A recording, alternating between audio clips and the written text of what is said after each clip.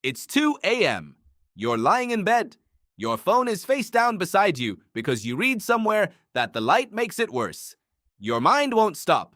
You start doing the thing everyone does at 2 a.m., which is wondering if something is wrong with you. Why can't you just sleep like a normal person? But here's the strange part. The version of you lying awake right now is running on the exact same brain as a human who lived 60,000 years ago.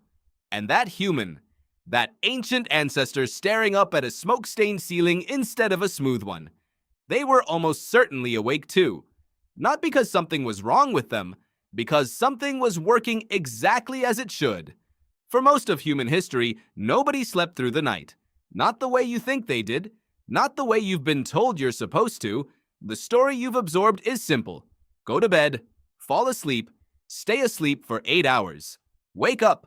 Anything else means you're broken. But this story is new. It's only a few hundred years old. And for the other 99.9% of human existence, sleep looked completely different. The historian Roger Kirch spent over a decade digging through diaries, court records, and medical texts from before the era of electric light. What he found changed how researchers think about sleep entirely. People didn't sleep in one block, they slept in two. This is called segmented sleep. A first sleep beginning shortly after dark. Then, sometime in the middle of the night, a period of waking that could last 1 or 2 hours. Then a second sleep, until morning.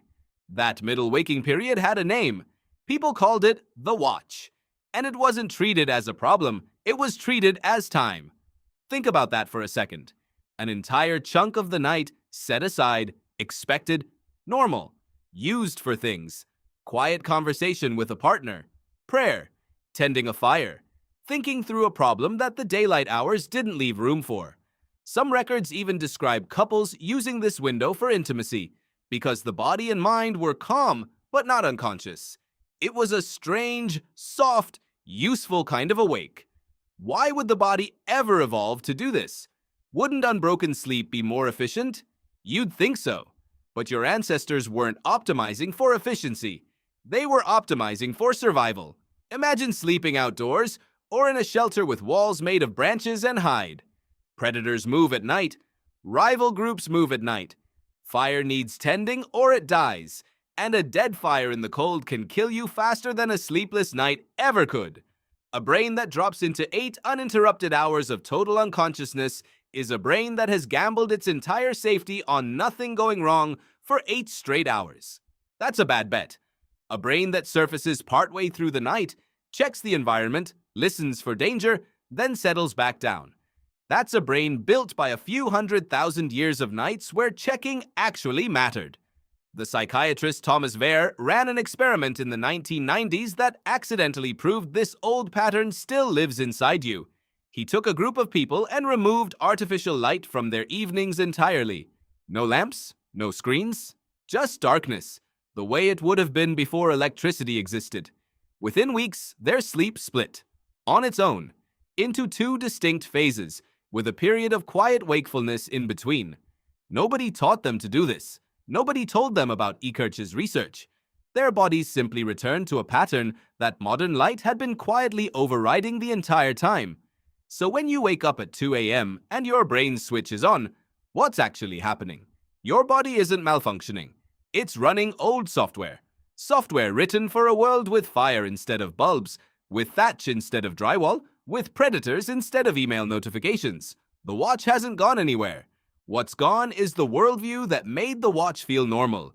This is where it gets uncomfortable, because modern life didn't just remove the danger that the watch evolved to guard against.